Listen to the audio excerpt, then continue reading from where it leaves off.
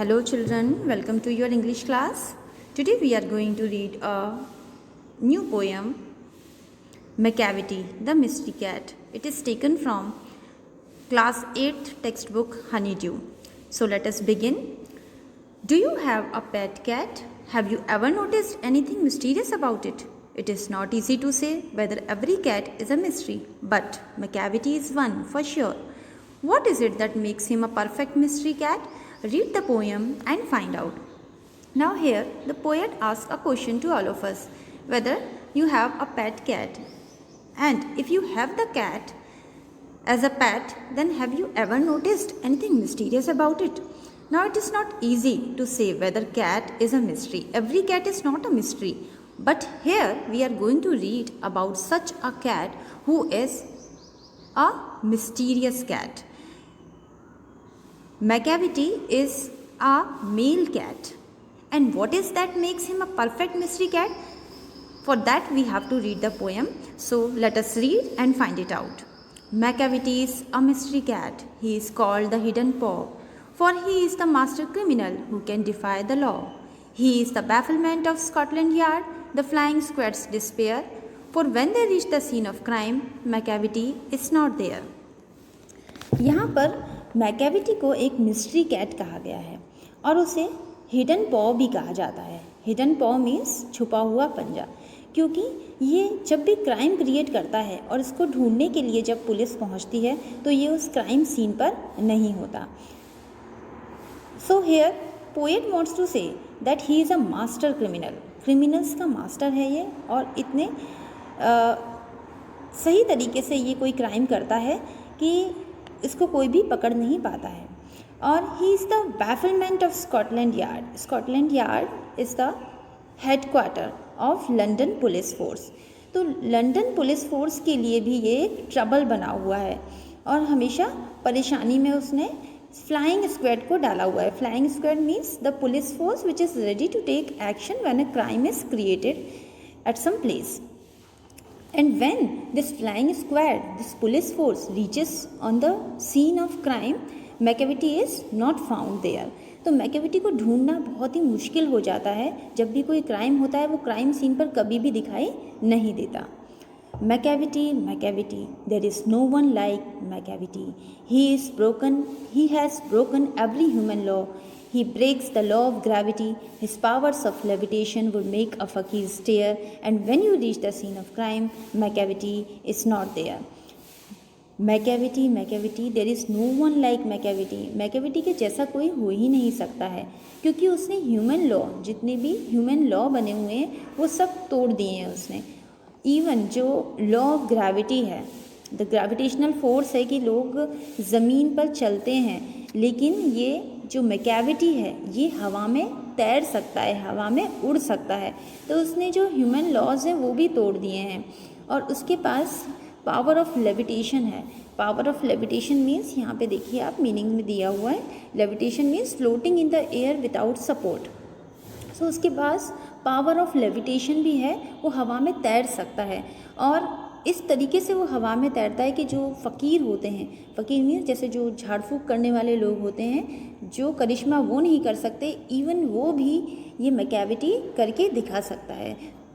And when you reach the scene of crime, Macavity is not there. लेकिन जब कोई crime हो जाएगा और उसे जब ढूंढा जाएगा तो मैकेविटी वहाँ पर नहीं मिलता.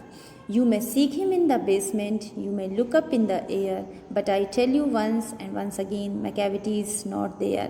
आप उसको सीन ऑफ क्राइम पर ढूंढेंगे लेकिन वो नहीं मिलेगा. कभी भी आपको वो यहाँ वहाँ चलते फिरते दिख जाएगा, शायद बेसमेंट में दिख जाएगा, कभी हवा में दिख जाएगा, लेकिन जब आप उसको स्पेशली कोई क्राइम हो जाएगा, उसने किया होगा वो क्राइम, लेकिन आप उसे ढूंढने के लिए जाएंगे तो वो आपको नहीं मिलेगा. Macavity is a ginger cat. He is very tall and thin. You would know him if you saw him, for his eyes are sunken in. His brow is deeply lined with thought. His head is highly downed. Now, in this stanza, poet is explaining about the appearance of Macavity, how he looks, कि Macavity दिखने में कैसा है, उसकी appearance को describe किया गया है इस stanza में. Macavity is a ginger cat. Macavity बिल्कुल जिंजर के जैसा दिखता है। जिंजर जैसे अदरक होता है, टॉल और थिन, जिंजर का शेप जैसा होता है, आड़ा टेढ़ा, उसी टाइप से मैकेविटी को कंपेयर किया गया है कि वो एक जिंजर कैट है। और आप उसको देखेंगे तो उसको बिल्कुल जान जाएंगे देखकर, क्योंकि उसकी जो आंखें हैं वो बिल्कुल अंदर की तरफ धंसी हुई हैं, उसकी जो आईब्रोज़ हैं वो डीपली लाइन है, हमेशा कुछ ना कुछ सोचता रहता है वो, तो उसकी आईब्रोज़ पर लाइन दिखाई देती है हमें, और उसका जो हेड है वो डोम शेप का है। So here the poet explains about the appearance of Macavity. His coat is dusty from neglect. His whiskers are uncombed. He sways his head from side to side with movements like a snake. And when you think he is half asleep, he is always wide awake. Now, here also some more things about his appearance have been explained. Poet here says his coat is dusty from neglect. वो उसका जो coat है, जो वो coat पहना हुआ है, यहाँ पे आप पिक्चर में देख सकते हैं, उसने जो कोट पहना हुआ है वो बिल्कुल निगलेक्ट, डस्टी है, वो उसने निगलेक्ट किया हुआ है, उसको कभी वो साफ़ नहीं करता है। His whiskers are uncombed and he the whiskers which he is having, whiskers means जो उसकी मूछें होती हैं, देखिए आप इसके फेस पर उसकी मूछें दिखाई दे रही हैं, उसको विस्कर्स कह रहे हैं। तो विस्कर्स आर अनकॉम, कभी उनको कॉम नहीं करता है। He sways his head from side to side, और अपना सिर साइड टू साइड हिलाता है, बिल्कुल उसी तरीके से जैसे एक स्नेक मूवमेंट करता है। And when you think he is half asleep, और जब आप उसको देखेंगे और आपको लगेगा कि ये शायद सोया हुआ है, तो वो हमेशा जागा हुआ ही रहेगा। मीन्स हमको कंफ्यूज करने के लिए वो ऐसा शो करेगा कि वो सोया हुआ है। Macavity, Macavity, there is no one like Macavity, for he is a fiend in feline shape, a monster of depravity. You may meet him in a by street, you may see him in the square, but when a crime is discovered, then Macavity is not there. अब जो Macavity है उसके जैसा कोई भी नहीं है, और वो एक फिएंड है। फिएंड मीन्स एक डेविल है, एक कैट के शेप में डेविल है, एक मॉन्स्टर है।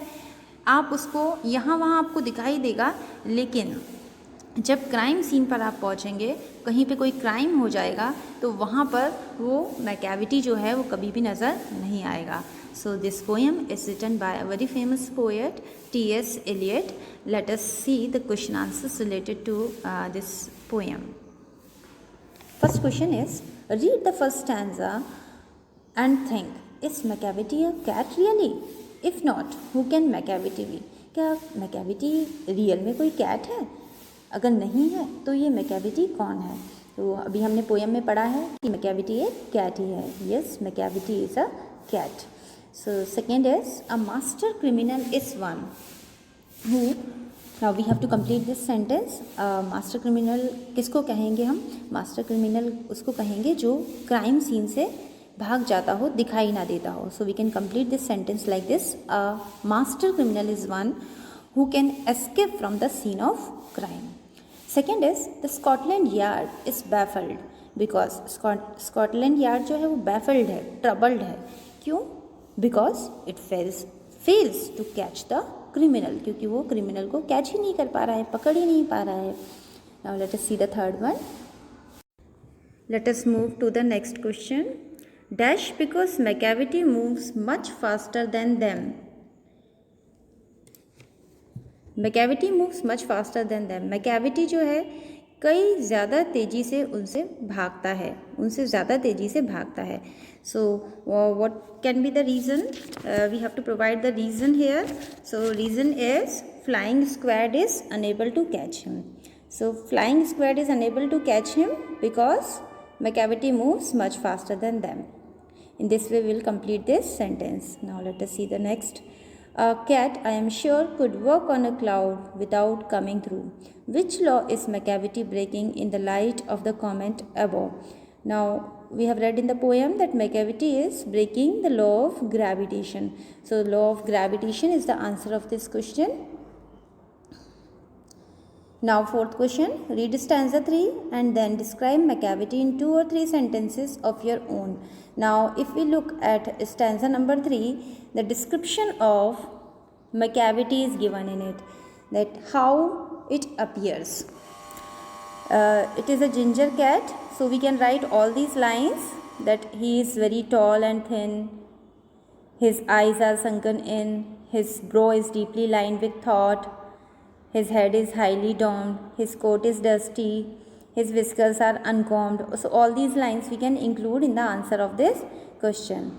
Now see the next question. Say false or true for each of the following statements. First one is, Macavity is not an ordinary cat. So this statement is true. We have seen in the poem that Macavity is not an ordinary cat. So this statement is true. Second, Macavity cannot do what a fakir can easily do.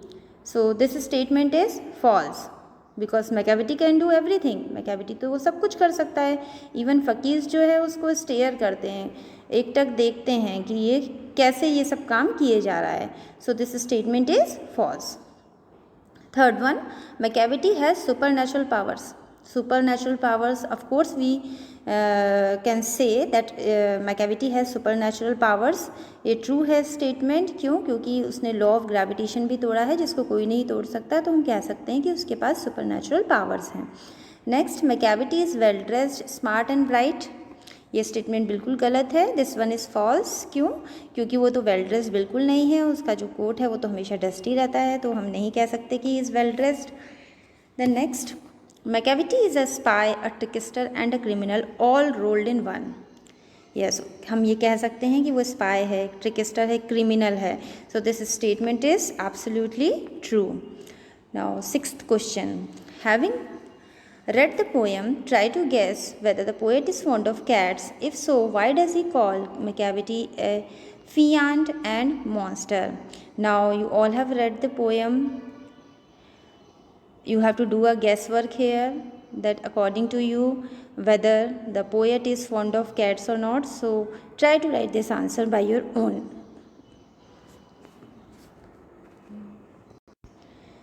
Now have a look at the question number 7. Has the poet used exaggeration for special effect? Find a few examples of it and read those lines aloud. Now exaggeration हम जैसे हिंदी में हम अतिशयोक्ति कहते हैं, that is called exaggeration in English. तो कोई चीज़ बढ़ा चढ़ा कर बोलना. तो यहाँ पर कई सारी चीज़ें ऐसी हैं जो मैकेविटी के बारे में बढ़ा चढ़ा कर बोली गई हैं, which is not possible at all. Like the poet talks about law of gravitation, कि उसने लॉ ऑफ ग्रेविटेशन भी तोड़ दिया. तो it is not possible in reality. So those lines we can write here in the answer of question number 7. So this is all about the poem Macavity the Mystery Cat. I hope you have understood the poem well. Thanks for watching.